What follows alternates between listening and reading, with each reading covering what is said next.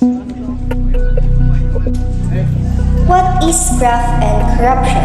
It is simple. Corruption is the abuse of entrusted power for private gain. It is a form of dishonest behavior that has a big impact to everyone, whether it is paying a bribe to access public services like healthcare and education, or whether it's money laundering scheme involving billions in dirty money. What important is how corruption affects you, and the cost of corruption can be enormous. Corruption often leads to the misapplication of resources and exploitation of natural resources for personal gain that cause mismanagement and exploitation of resources, resulted to an increase in demand of local products.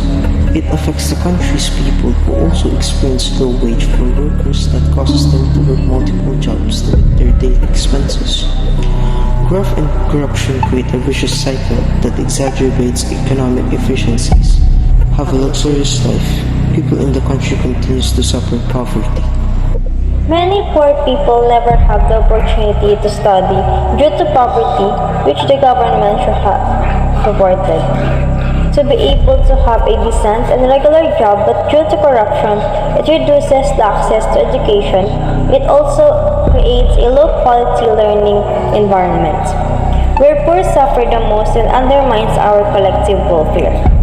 Corruption erodes the foundation of quality education for all and the opportunity to have regular jobs.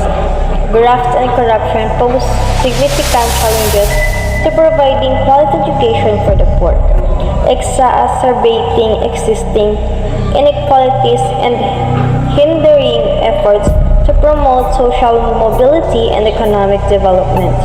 Addressing corruption within the education sector is essential for ensuring equitable access to education, improving learning outcomes, and empowering disadvantaged communities to break the cycle of poverty.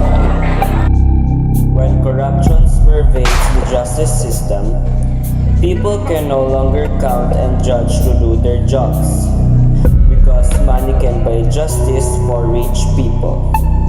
The powerful may escape justice, and citizens, especially those who have few resources or few powerful allies, may unfairly accused of crimes, deprived of due process, and wrongly imprisoned.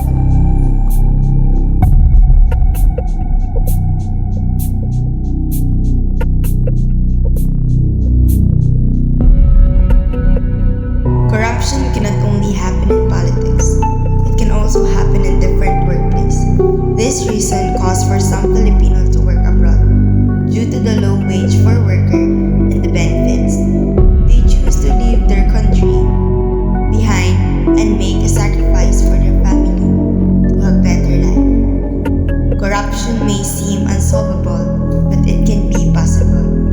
Working abroad may offer individuals opportunities for economic advancement and escape from corrupt systems.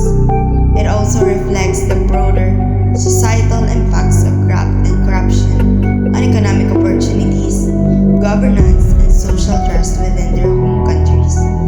Addressing corruption is essential not only for improving the lives of individuals within their home countries, but also for reducing the needs for migration driven by economic and government's challenges.